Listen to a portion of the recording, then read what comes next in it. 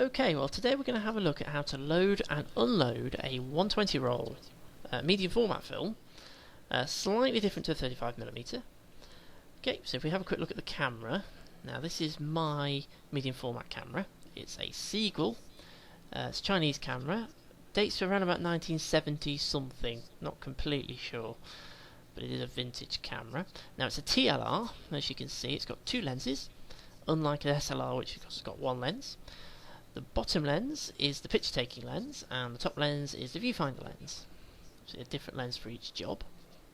Okay, viewfinder's on the top. You can see there. If we look down you can see in the viewfinder. There we go, nice big viewfinder. Okay, yep, so that's how that works. And on the front here it's a very mechanical camera. Completely manual, absolutely no metering or anything on that, so all the controls are at the front, shutter and aperture, and there's the shutter release at the bottom. No metering at all on this. And here is the film advance, nice old school film advance, windy handle with a little indicator. And the focusing control, by the way, is the one on the opposite side of the film advance, that dial that's on there. Okay, so that's the camera, and this is the film it uses. This is a 120 roll film. It's FP4, which is ISO 125, so suitable for studio use if you're using flashlights, probably the one you'd want to use. Nice fine grain. Comes in a little plastic wrapper. We'll take that out and have a look at that in a moment. You only get 12 exposures on one of these medium format films. Okay, so opening the back of the camera, nice and simple. There's a little dial on the bottom. You can see if you just turn that dial, so there's a release catch, just make sure it doesn't come open accidentally. You've got the large catch there that actually holds the back shut. Rotate the bottom and it'll open the catch and let you open the back of the camera. Now if you have a look down there inside, it's nice and simple. You can just about make out the shutter and the lens down at the bottom, and this nice big light box at the back there. And also at the top you can just take up this plastic spool. Now this is the take up spool. This is what the film will load onto when we wind it forward. This type of film works slightly differently to a 35mm film. 35mm film you rewind back into the original cartridge when you finish. With this you don't. It runs off one spool and goes onto the other spool, and you actually take that other spool out with the film loaded on it.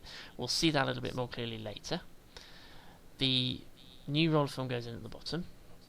So let's have a quick look at loading that film. Okay, so with the camera open, here's our roll of film. Taking it out in a little plastic bag, you can see there's our roll of film. It's protected by this kind of wax paper strip which covers up the film, keeps it light safe. Just undo this little paper tab. Just undo the film to get rid of that, don't need it.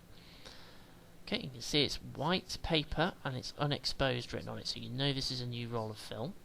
Just slot it into the bottom there, and there's two little pins that hooks onto.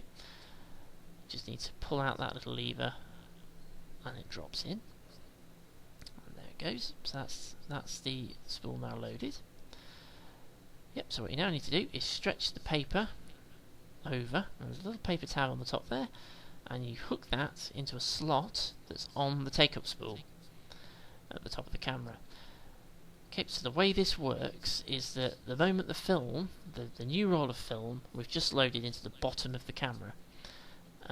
What will happen as we wind the film forward and take our pictures, it winds it onto this take-up spool at the top.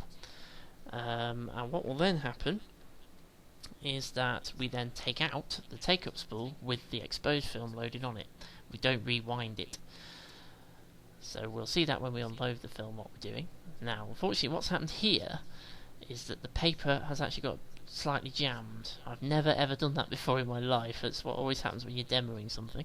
Managed to unjam it. I just need to wind it forward, and you can see here as we wind it forward on the paper there's this big arrow, this double-ended arrow, and what that's doing is that's pointing outwards, and you can see these two little red dots. If we have a closer look, see those two little red dots on either side? You want to line that arrow up with those two red dots. Okay, don't wind it on any further. Shut the camera and lock it back tight again. Make sure it's clicked over properly so it doesn't come open. Okay, so now we can wind it on, and that will now start to bring the film from behind the paper. When that stops turning, half a turn back, and there you are. That's ready to fire. That's ready to take your pictures. Okay, so let's have a look at unloading the film when we're finished. So we've taken our 12 pictures. We're going to get 12 photos on a medium format film. So what we now need to do, we've got to the end, and we'll wind the film advance on, and you'll find this time it won't stop. It'll keep going, but it will be a little bit stiff as it pulls the paper tab off the original spool at the bottom of the camera. Once that's done, you'll feel it going round and round quite easily. Once it's reached that point, you can open up the back of the camera again, exactly the same. Little tab down, turn it, and it opens. And you can see now there's absolutely no film down here at all. Completely empty spool. The film is now up at the top on the take-up spool. So, what we're now going to do is take out the take-up spool and drop the film on the floor. And you can see that it's now black paper rather than white. And it's also got exposed written on it, so you know that that is an exposed roll of film. So you don't get them muddled up. Quite a neat little idea actually, so you don't get them muddled up. Okay, that paper tab has got on it like the old style stamps, postage stamps. Just moisten it slightly and wrap it round, and that will make sure that it doesn't come unspooled. It doesn't come on, bite itself off the plastic spool. Okay, so that's now ready to be developed. Put that to one side, keep that safe. Okay, now a little bit of housekeeping. Obviously, the plastic spool, the empty spool, is now at the bottom, and we need it at the top, ready for the next roll of film. So this spool, which was the one that this roll of film originally came on, is now going to become the take-up spool for the next roll of film. So, need to take it out. Just undo the clasp, take it out. There we go. And drop it into the top, which can be a little bit fiddly sometimes because the top is the one that's actually connected to the advance handle, so it's geared. It can be a little bit fiddly, but this one slots in quite easily. And there we go. So that's all ready for your next roll of film. And that's all there is to it. You just need to go and develop it now. So thank you very much for watching. Take care, see you again.